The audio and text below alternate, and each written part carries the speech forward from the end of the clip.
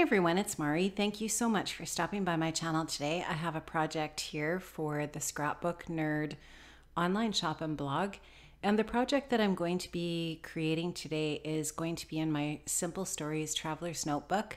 And I'm going to work on some of the lined pages today, and I'm going to be scrapping this photograph, which I just showed you, another one of the kids' engagement photos. And this one is in black and white. I'm going to just start off with some Faded Jeans Distress Oxide ink, and I'm going to just take a blending tool and I am going to blend some of this ink onto my page just to provide a little bit of color in the background. I'm going to actually sponge this on ever so lightly. I'm not really sure how well you will be able to see it on camera, but it is quite faded and eventually, and I don't think I do this on camera, but I spritz a tiny little bit of water just where the ink is. And when I say tiny, I mean just an ever so very slight little bit of amount, because there's nothing protecting this paper and it is just regular paper. It's not mixed media paper or anything like that.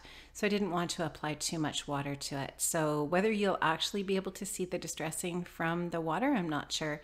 Now I'm going to take some light pink. I think this is called Tattered Rose, I believe, Distress Oxide ink. I'm mixing it with a little bit of texture paste, and just use whatever brand you have. I know that Scrapbook Nerd has a few different paste products in the shop. I'm using, I think this is Ranger texture paste, and it's an opaque paste. And you can mix a lot of different colored mediums with your pastes to create whatever color you want. So you don't necessarily have to buy your pastes in a color.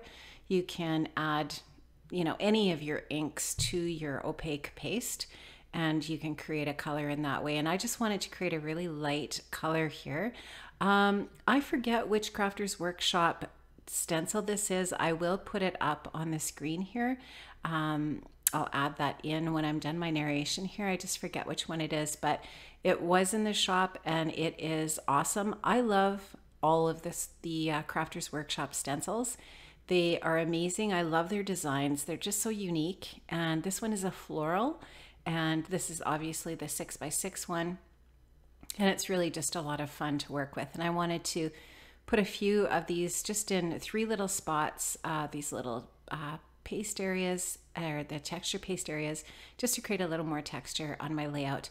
Now I'm going to be working with Paige Evans' Pink Paislee Pick Me Up collection here.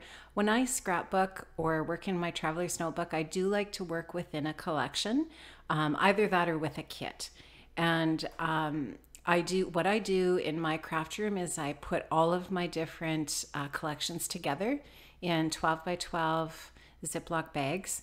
And all of my collections from the Scrapbook Nerd I have organized in that way. And I just recently got the Pick Me Up collection and I love it. It is beautiful.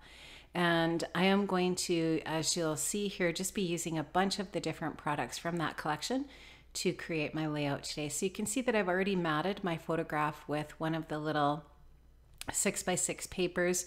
And it's the ombre pink paper with the little gold hearts, the foil hearts on it. And I love how that looks.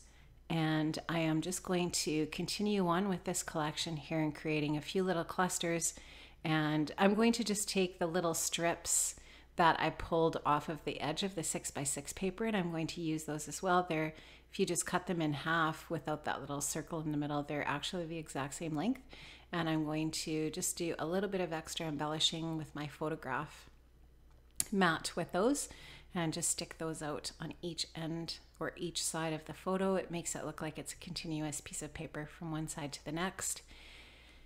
And like I said, I'm just going to take a bunch of the other bits and pieces from this collection.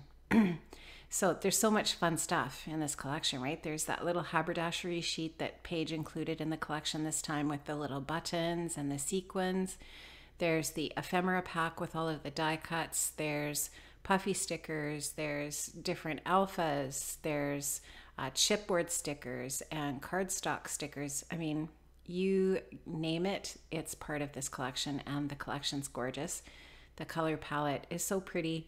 And I just wanted to use this for this photo today, for this spread. And this photograph of the kids is so cute. I think the photographer in this instance told them to, I don't know if she told them to rub noses or what, but there's several shots in this series of photos when they're in this position where they look like they're rubbing noses. Anyways, it's so darn cute, and I really wanted to scrapbook this photo today. I thought it was just adorable, and I just wanted to create this little traveler's notebook spread with it. And so you're going to just see me, like I said, continue to use a bunch of things from that collection. Now, I love working in the traveler's notebook. And one of the reasons why is because you can document a memory and put a layout together quite quickly and still, you know, have that story, that spot for that story where you can, you know, do that journaling. And sometimes I feel like in my traveler's notebook, I even do a little bit more journaling than I do on my 12 by 12 layouts, which is kind of interesting because there's definitely way more real estate on a 12 by 12. But what I find in my traveler's notebook is that I just dedicate more space to the journaling, and it just feels like it's easier to design that in. And I love these inserts that have the lined paper because it just makes journaling that much more easy. It's not required, but it does make it easier to keep your lines straight and that sort of thing. You don't have to draw any lines on. Some people are just really super great at keeping their lines straight, but I do like the idea of having those lines there in the inserts that I have that are lined. So that's that little haberdashery sheet that I was telling you about. I love that. How cute are those buttons and the different little stickers that are included. Love it, and they're going to be so much fun to work with when I'm using this collection. So I am going to do the journaling on the left side of the spread here. I'm going to do that off camera, but I will show you how that looks when I'm all finished up. So this layout is just about complete. I'm going to just put a few more little stickers on, just adding a few puffy stickers. I'll add a chipboard sticker to the bottom of that left-hand page there and add my journaling, and I'll be finished. So I hope you enjoyed this. Make sure you hop over to the Scrapbook Nerd shop. I am going to leave the link in the description box below so you can check out everything the ladies have over there in the shop. It is amazing. Thanks so much for stopping by, guys. I really appreciate it. Have an amazing day. Bye-bye.